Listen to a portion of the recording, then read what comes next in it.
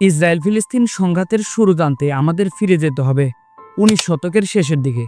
তখন ফিলিস্তিন নামে একটি ভূখণ্ড ছিল, যা ছিল উসমানীয় সাম্রাজ্যের একটি অংশ।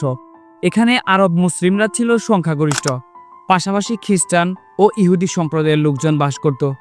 কিন্তু 1890 সালের দিকে ইউরোপে জায়ানবাদ নামে একটি আন্দোলন শুরু হয়। জায়ানবাদী আন্দোলনের নেতা ছিল থিওডর হার্জল। জায়ানবাদী এই নেতা 1897 সালে সুইজারল্যান্ডের বাসেলে প্রথম জায়ানবাদী কংগ্রেসের সমাবেশের আয়োজন করে। তাদের একমাত্র লক্ষ্য ছিল ফিলিস্তিনকে ইহুদিদের জন্য একটি জাতীয় রাষ্ট্র প্রতিষ্ঠা করা। বন্ধুরা, আমি রাকিব রনি আছি তোমাদের সাথে, আর আজ আমরা আলোচনা করব ফিলিস্তিনিদের উপর চালানো ইসরায়েলি বর্বরতার শুরু থেকে বর্তমান সময় পর্যন্ত পুরো ইতিহাস।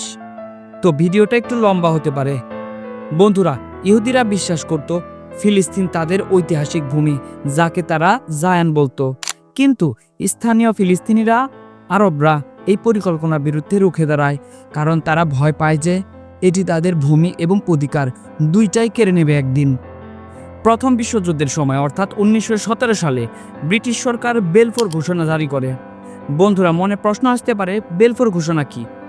বেলফোর ঘোষণা হচ্ছে ফিলিস্তিনকে ইহুদিদের জাতীয় বাড়ি হিসেবে ঘোষণা করা, যা তৎকালীন ব্রিটিশ সরকার এই ঘোষণা দেয়। ফলাফলস্বরূপ জায়ানবাদীদের জন্য এটি ছিল একটি বড় জয়, কিন্তু ফিলিস্তিনিদের জন্য এটি ছিল বিপর্যয়ের শুরু।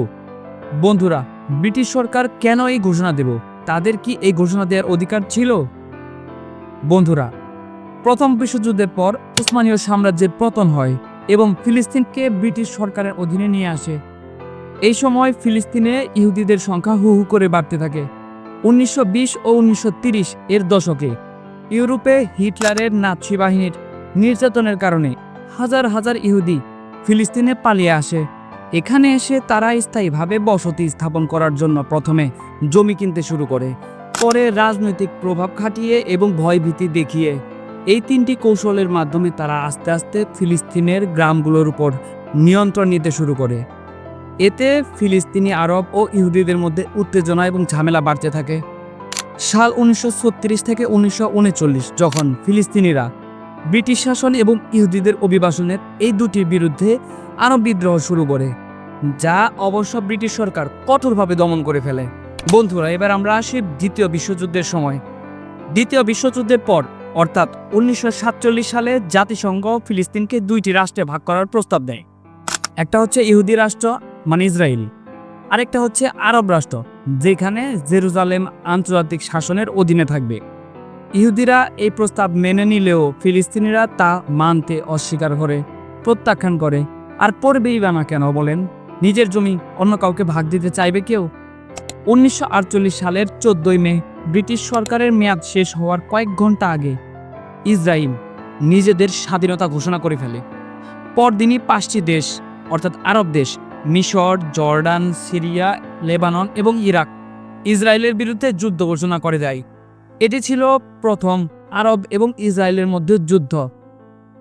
দুঃখের বিষয় এই যে ইসরায়েল এই যুদ্ধে জয়ী হয় এবং ফিলিস্তিনের 78% ভূমি দখল করে নেয়। ফিলিস্তিনি মুসলমানদের উপর নেমে আসে এক কালো অন্ধকার। এই সময়ে প্রায় 7,50,000 ফিলিস্তিনি তাদের বাড়িঘর ছেড়ে পালাতে বাধ্য হয় বা বিতাড়িত হয়, যা ফিলিস্তিনিরা নাকবা বা বাংলায় যাকে বলে বিপর্যয় হিসেবে স্মরণ করে থাকে এখনও। জর্ডানের পশ্চিম তীর ও পূর্ব জেরুজালেম এবং মিশর গাজা উপত্যকা নিজেদের নিয়ন্ত্রণ করে নেয় ইসরায়েলিরা। এবার 1947 সালে আরেকটি বড় যুদ্ধ হয়, যা 6 দিনের যুদ্ধ নামে পরিচিত। এই যুদ্ধে ইসরায়েল মিশর, জর্ডান এবং সিরিয়ার বিরুদ্ধে যুদ্ধ করে এবং মাত্র 6 দিনের মধ্যে পশ্চিম তীর, গাজা উপত্যকা এবং পূর্ব জেরুজালেম, সিরিয়ার গোলান হাইটস এবং মিশরের সিনাই উপত্যকা দখল করে নেয়। এই যুদ্ধের ফলে আরও প্রায় 3 লক্ষ ফিলিস্তিনি শরণার্থী হয়ে যায়, যাকে ফিলিস্তিনিরা নাকশা বা প্রত্যাবর্তন বলে। ইসরায়েলিরা জেরুজালেমকে সংযুক্ত করে এবং পুরো জেরুজালেমকে তাদের রাজধানী হিসেবে ঘোষণা করে দেয়, যা আন্তর্জাতিক সম্প্রদায় এখনও স্বীকৃতি দেয়নি। জাতিসংঘের নিরাপত্তা পরিষদ রেজুলেশন 242 পাশ করে, যেখানে ইসরায়েলকে দখলকৃত ভূখণ্ড থেকে সরে যাওয়ার জন্য আহ্বান জানানো হয়, কিন্তু ইসরায়েল তা কখনো মেনে নেয়নি। ইসরায়েলি দখলদারিত্বের বিরুদ্ধে ফিলিস্তিনিরা বারবার প্রতিরোধ গড়ে তোলে। 1964 সালে প্যালেস্টাইন লিবারেশন অর্গানাইজেশন, যাকে সংক্ষেপে পিএলও বলে, সেটি প্রতিষ্ঠিত হয় এবং যার নেতৃত্বে আসেন ইয়াসির আরাফাত। 1987 সালে প্রথম ইন্তিফাদা শুরু হয়, যেখানে ফিলিস্তিনিরা ইসরায়েলের সেনাদের বিরুদ্ধে পাথর ছুঁড়ে প্রতিবাদ করে। এই ইন্তিফাদায় প্রায় 1300 ফিলিস্তিনি এবং 1200 ইসরায়েলি নিহত হয়।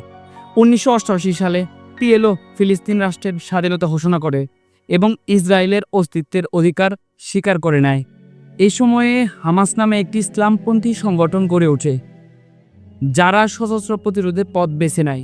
2000 সালে দ্বিতীয় ইন্তিফাদা শুরু হয়, যা আরও রক্ত হয়েছিল এবং হাজার হাজার ফিলিস্তিনি মারা যায়। 2005 সালে ইসরায়েল গাজা থেকে তার বসতি স্থাপনকারী ও সেনাদের প্রত্যাহার করে নেয়, কিন্তু গাজার সীমানা, আকাশ সীমা এবং সমুদ্র পথে নিয়ন্ত্রণ রাখে। 2006 সালে হামাস ফিলিস্তিনে নির্বাচনে জয়ী হয় এবং 7 সালে গাজার নিয়ন্ত্রণ নেয়। এরপর ইসরায়েল ও মিশর গাজার উপর কঠোর অবরোধ আরোপ করে, যা গাজার 20 লাখ মানুষের জীবনকে দুর্বিষহ করে তোলে। 2008, 2012, 2014 এবং 2021 সালে ইসরায়েল ও হামাসের মধ্যে বড় বড় সংঘর্ষ হয়। এই সংঘর্ষে হাজার হাজার ফিলিস্তিনি নিহত হয়, যাদের বেশিরভাগই ছিল বেসামরিক নাগরিক, নারী ও শিশু। বন্ধুরা, সর্বশেষ 2023 সালের 7 অক্টোবর হামাস ইসরায়েলে একটি বড় ধরনের হামলা চালায়, যেখানে প্রায় 1200 ইসরায়েলি নিহত হয় এবং 250 জনকে জিম্মি করা হয়।